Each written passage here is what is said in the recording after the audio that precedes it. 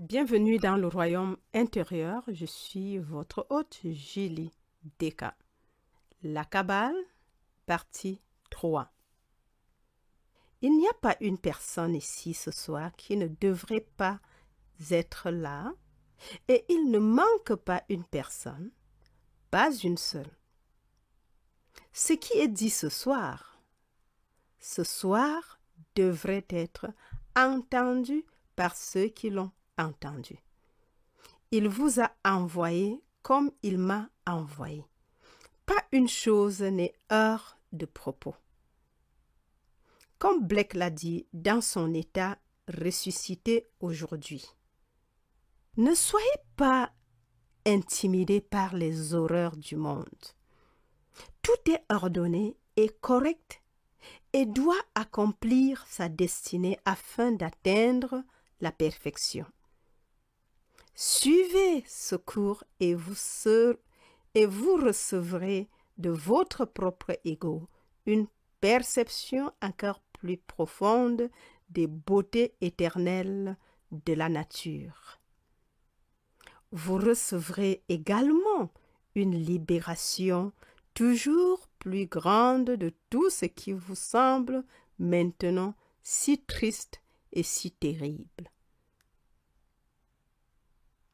La peinture moderne, dit à Mars Beckman dans une vision. À ce niveau, c'est vrai. Qui le nierait? Mais croyez-moi, c'est ordonné, tout est correct. Quand tu l'entends pour la première fois, tu n'aimes pas ça. Tu y résistes. Quand j'ai rencontré mon vieil ami App, et App était catégorique à ce sujet. Et là, pas plus tard que mercredi dernier, j'ai ouvert une vieille Bible. Je voulais avoir cette interprétation contre mon interprétation moderne. Et j'y suis retournée. Et là, parmi les feuilles, il y avait 2 lettres d'App.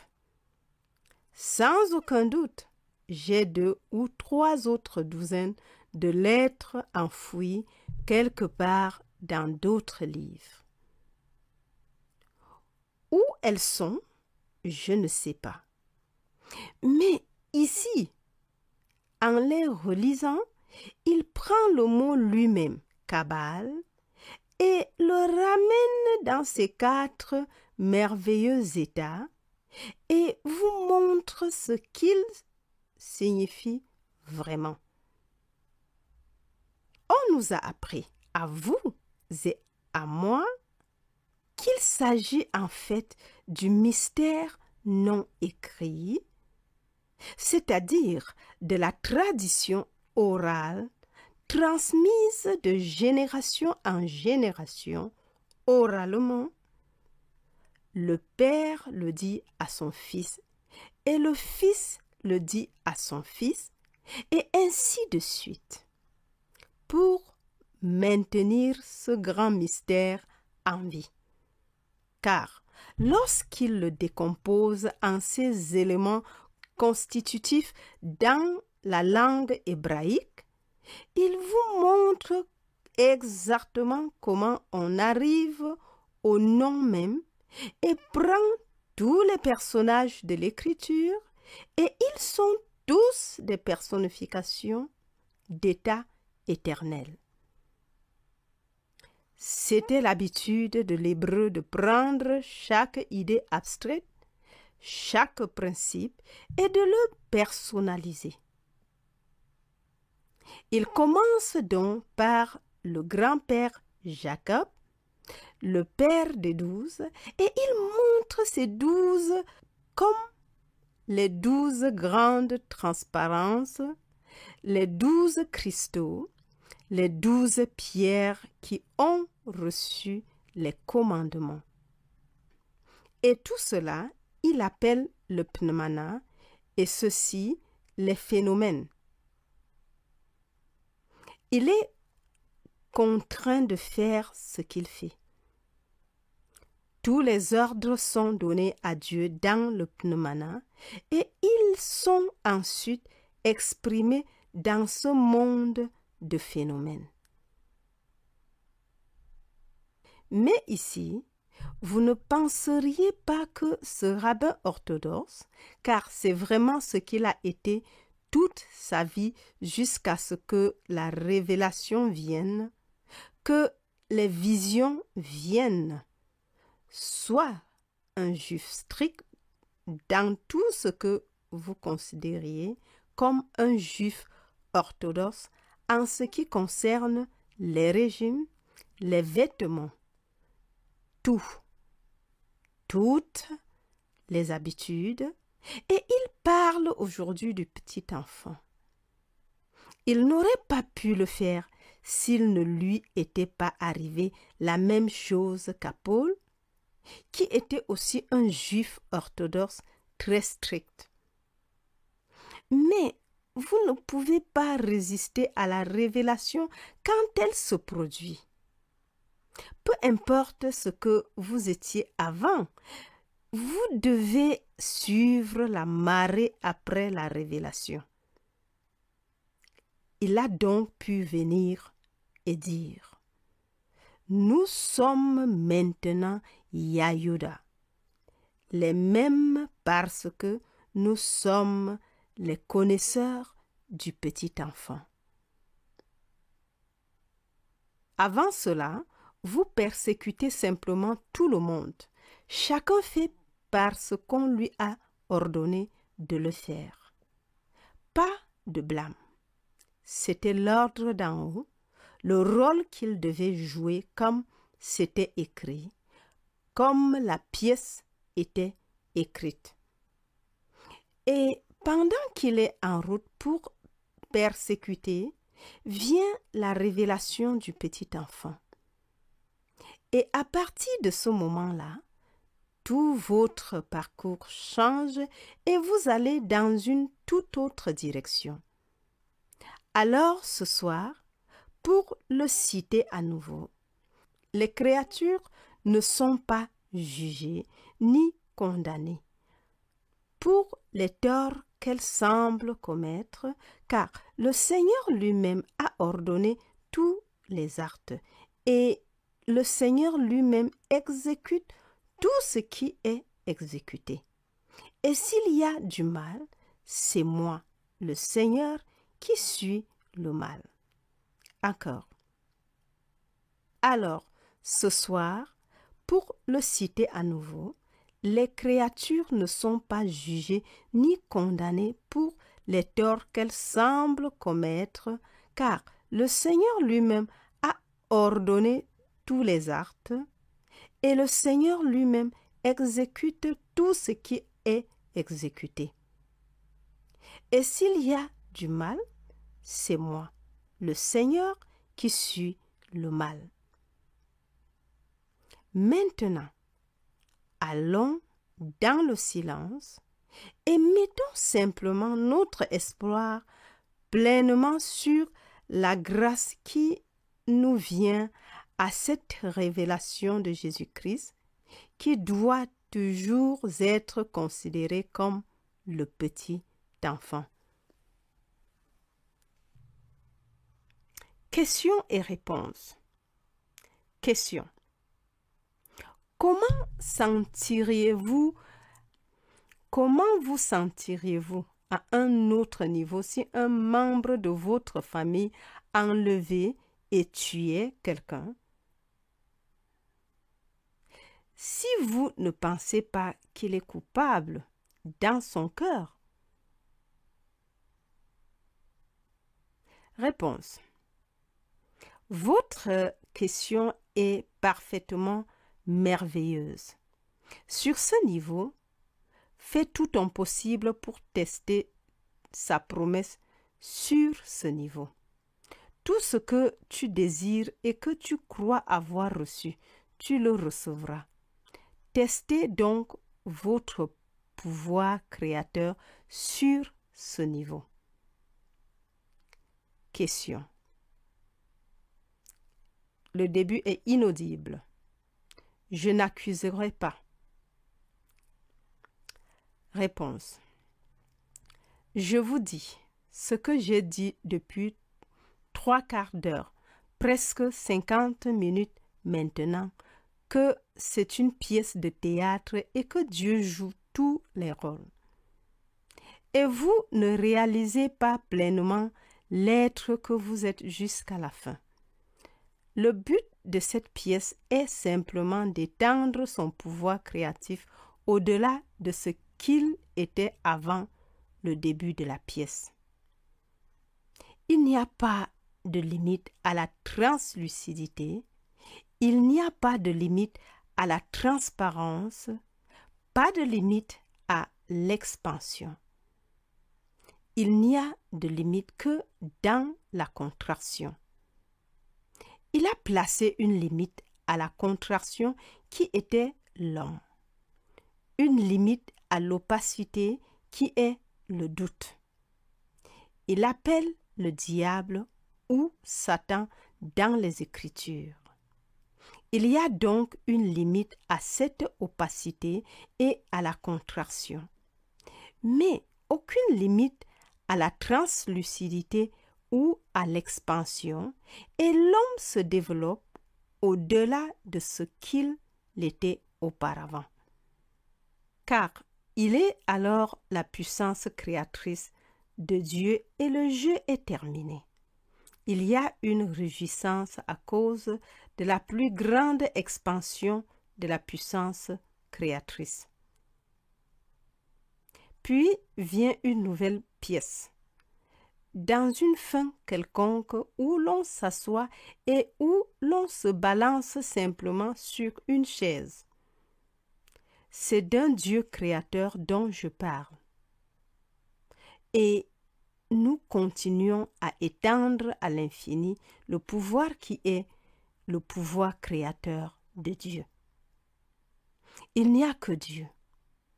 Ainsi, Dieu et sa puissance créatrice sont vraiment un. Il a dit, « Moi et mon Père sommes un. » Mais mon Père est plus grand que moi. Jean 14, 28. De sorte que son pouvoir de création, aussi grand soit-il, ne pourrait pas être aussi grand que la source de ce pouvoir créateur. Pourtant, ils sont un. On ne peut pas séparer son pouvoir créateur de lui-même. Il a donc dit, « Moi et mon Père sommes un, mais mon Père est plus grand que moi. » Je ne demande à personne d'envisager une quelconque souffrance, mais comme l'a dit le grand poète, « Je suis impliqué dans l'humanité. La mort de chaque homme est ma mort. » N'envoie jamais demander pour qui sonne le glas. Il sonne pour moi. Je peux donc parler, oui, de mon enfant, de ma fille, de mon fils, et ne pas savoir que tu es, au vrai sens du terme, autant mon enfant que celui que j'appelle mon enfant. Et donc, si une mère avait un enfant qui blesse l'autre et qu'elle était pleinement consciente du fait que les deux sont ses enfants, elle demanderait au juge d'être clément lorsque celui qui a blessé l'autre est amené devant lui pour être jugé parce qu'ils sont tous les deux à elle. L'histoire de Salomon et de l'enfant, il a découvert la vraie mère quand l'autre qui n'était pas la mère a dit « Coupons-le en deux ». Mais si tu savais que chacun est autant à toi que celui que tu crois être à toi, tu serais miséricordieux avec tous. Question. Neville, voudriez-vous commenter la signification mystique des Juifs et des gentils? Réponse. Juif et gentil. Le gentil dans l'Écriture, vous prenez le Nouveau Testament, la partie de celui-ci était simplement le païen qui avait de multiples dieux. Le juif, en commençant par Abraham, avait un seul Dieu. Il était toujours contre toute dualité de Dieu. Dieu est Dieu seul. Je suis le Seigneur ton Dieu, le Saint d'Israël, ton Sauveur, et en dehors de moi, il n'y a pas de Dieu. Ésaïe 43, versets 3 et 11. Ils se sont égarés, oui, et ont eu Baal et des dieux multiples. Mais fondamentalement, le Dieu hébraïque est le Dieu unique. Or, le monde païen dans lequel cette chose a éclaté avait des dieux multiples. Ils adoraient les étoiles, ils adoraient tout. Un Dieu de la santé, un Dieu de la richesse, un Dieu du pouvoir, un Dieu de la mort, un Dieu de la vie, et ils priaient leurs multiples dieux. Aujourd'hui, dans notre monde chrétien, bien que nous ne vénérions qu'un seul Dieu, nous avons de multiples saints et nous prions ce saint pour ceci et ce saint pour cela. On m'a dit qu'en Italie ou dans n'importe quel grand monde catholique, ils prient celui-ci et s'ils n'obtiennent pas de réponse dans la semaine, ils le giflent et vont voir un autre Dieu. C'est ce que m'a dit un impresario à San Francisco il y a 2 ans. Il m'a dit, j'ai vu cela se produire. Je suis né catholique. Je suis toujours catholique. J'ai été élevé catholique. Je suis catholique. Il a dit, je l'ai vu. Ils vont prier devant celui-ci pendant un certain temps et s'ils n'obtiennent pas ce qu'ils demandent, ils lui crachent dessus, le jettent dehors. Il n'est pas bon. Et vont vers un autre Dieu. Eh bien, ils continuent à faire semblant de croire en un seul Dieu et ils l'appellent par un nom. Ils l'appelleront Jésus-Christ, mais ils ne savent pas qui est Jésus-Christ. Jésus-Christ est votre propre imagination humaine merveilleuse, ce pouvoir créatif qui est dans l'homme et il est un avec l'imagination divine. Vous n'avez besoin d'aucun saint dans ce monde. Vous n'avez besoin de rien dans ce monde à qui vous adressez vos prières. Aucun. Aucun intermédiaire entre vous et le soi Dieu et le soi qu'est Dieu. Aucun intermédiaire entre vous et le soi qu'est Dieu. Dieu et sa puissance créatrice sont un. Le gentil était donc le païen aux dieux multiples. Il envoie donc Paul au gentil, car Dieu était équipé comme un juif orthodoxe, et quand il a vu la vraie révélation, il a été envoyé au gentil. Pierre est allé vers les Juifs. Et puis, vous avez l'histoire. Mais tout cela est simple. D'accord, je vais vers tout le monde. Je ne me soucie pas de savoir si vous êtes catholique ou scientiste chrétien ou juif ou quoi que ce soit d'autre dans ce monde mahométan. je ne m'en soucie pas. Je sais que ce que je vous dis, je sais que ce que je vous dis est vrai. C'est basé sur l'expérience. Tout est dévoilé devant moi. J'en ai fait l'expérience. Et donc, je n'étais pas toujours inaudible parce que c'est vrai. C'est éternellement vrai. Il n'y a qu'un seul Dieu, un seul être qui joue tous les rôles. Il n'y aura pas de conflit entre les dieux lorsque le drame sera terminé, mais une réjouissance parce que la pièce s'est déroulée comme prévu. Dieu a tout planifié tel qu'il est déroulé et tel qu'il sera consommé. Question. Si tout est censé être planifié et que nous sommes les acteurs et que nous arrivons avec un scénario, alors tout cela est une sorte de fatalité.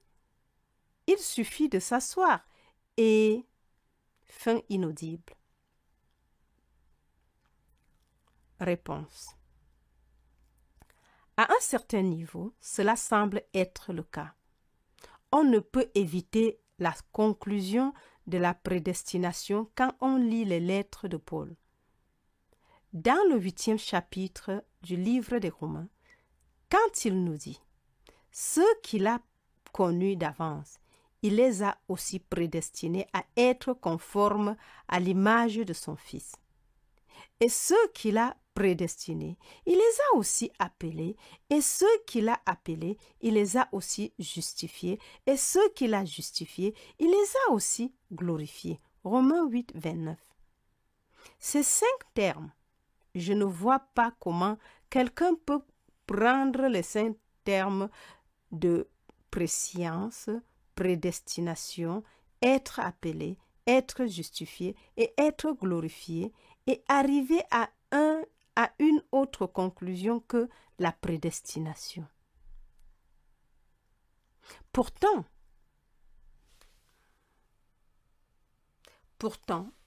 dans le cadre d'une pièce prédestinée, les acteurs disposent d'une grande liberté, car que vous soyez riche ou pauvre ne change rien à la pièce.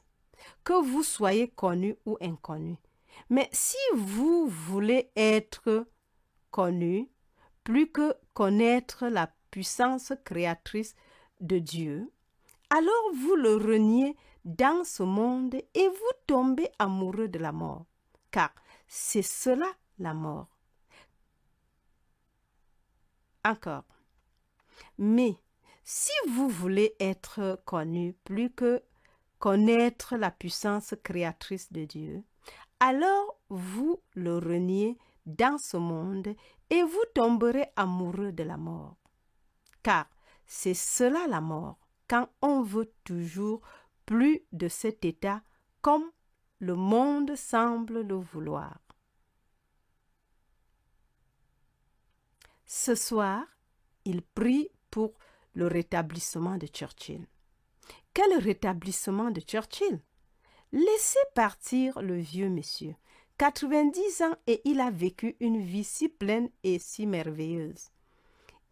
Il demande aux gens à la télé et à la radio, prions pour son rétablissement. C'est la chose la plus stupide du monde. Laissez le vieux monsieur qui a joué une vie si pleine et si merveilleuse fermer ses yeux comme il se ferme ce soir. Il n'est pas dans le coma. Qu'il soit libre après 90 ans de cela. Mais non, la personne moyenne pense, bien, c'est l'oubli. Laissez-le avoir une autre année de misère. Le vieux garçon a été malheureux pendant les 2 dernières années, étant aidé partout. Je veux dire, je serais gêné si toutes mes fonctions normales et naturelles devaient être assistées. Laissez-moi aller là où personne n'a à m'aider dans aucune de mes fonctions naturelles.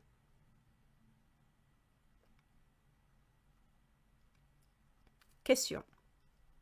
La Bible parle de inaudible. Maintenant, lorsque Jésus a traversé la croix et la résurrection, il a étendu son pouvoir créatif.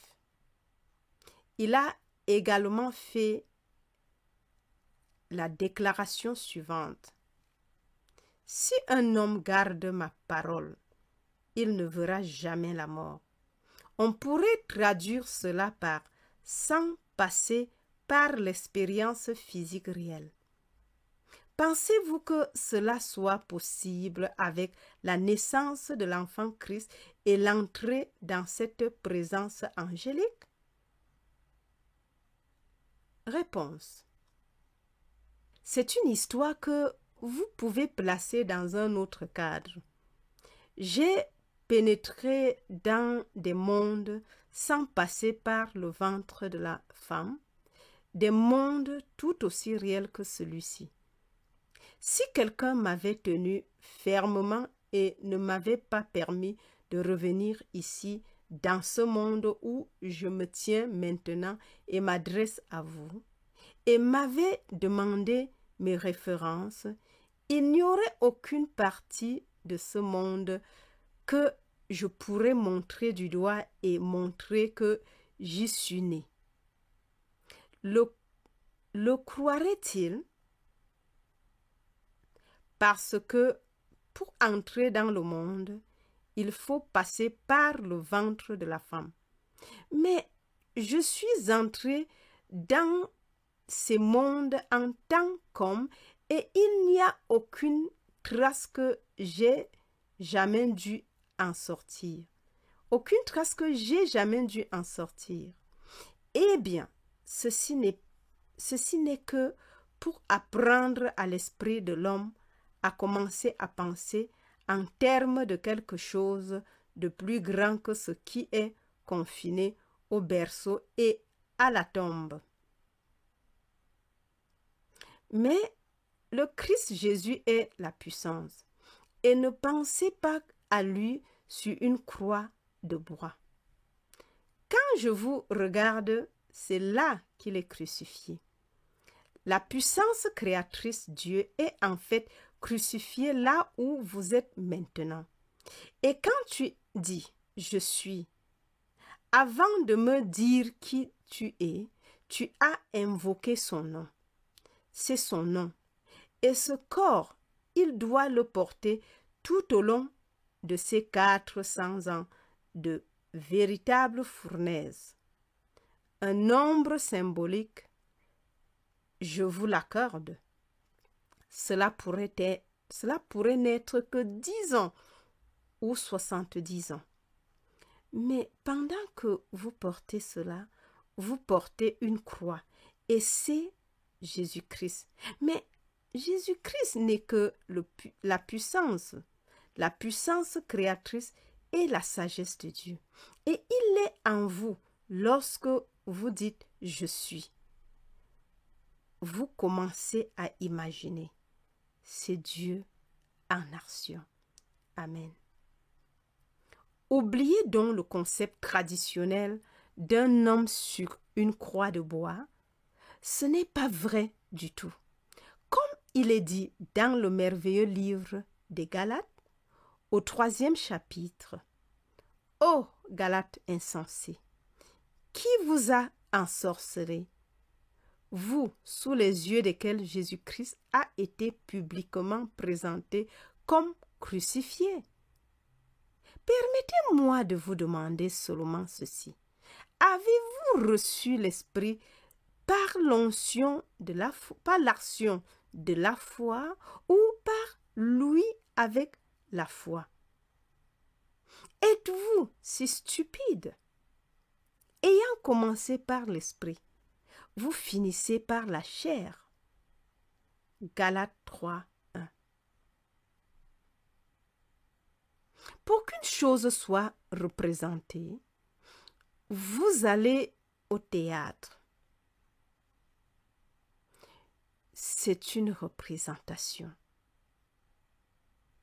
Ou bien je peux faire une représentation en vous le disant sous forme verbale. Ou je peux faire une représentation en allant sur la toile et en peignant un tableau. Il y a de nombreuses façons de dépeindre un événement. Et il utilise le mot à bon escient. Devant les yeux de qui Jésus-Christ, qui est la puissance et la sagesse de Dieu, était présenté comme crucifié. Et vous avez entendu l'histoire. Pour la nouvelle version, appelée la Bible anglaise ou la Nouvelle Bible anglaise, il utilise une expression entièrement différente, mais la version standard révisée utilise le mot représenter et la version Saint-Jacques, la version Roi Jacques aussi. Mais il utilise le mot vous avez entendu. Dans la foi, vous avez entendu l'évangile. Cette nouvelle Bible anglaise, avez-vous reçu l'Esprit par l'action de la loi ou en entendant l'évangile par la foi? Donc, on nous dit, il faut entendre le témoignage de Jésus et y répondre. Il l'entend. Ou bien on peut aller à l'écran et le voir représenté sur l'écran s'il est représenté correctement. Mais pas un homme sur une croix en bois.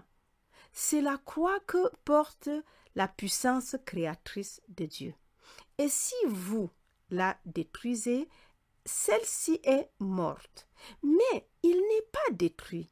Et quand j'arrive à la fin, je me réveille individualisé comme un compagnon de Dieu et pourtant un avec Dieu. Le Fils est sa puissance créatrice. La création entière gémit et attend avec impatience la révélation des fils de Dieu. Il pense toujours au Fils comme à sa puissance créatrice et à sa sagesse. Mais tout ce qui concerne Dieu, Dieu étant homme, est toujours personnifié. Ainsi, tu ne perdras jamais ton identité alors que tu es sa puissance créatrice. Waouh, waouh, waouh. Merci de m'avoir écouté jusqu'à la fin. Merci. Si vous n'êtes pas encore abonné, faites-le dès maintenant et surtout n'oubliez pas d'activer la cloche de notification pour être avisé automatiquement lors des prochaines publications. Partagez ce message et cette grande révélation tout autour de vous. Oui, car il n'y a que Dieu. Dieu est l'unique réalité et Dieu joue tous les rôles. Celui du bandit, du sage, du veuf, du trompeur et de l'accusé, du tueur et de tout ce que nous pouvons penser. Alors mes amours, je vous aime très très fort et jusqu'à la prochaine. C'était Julie Descartes.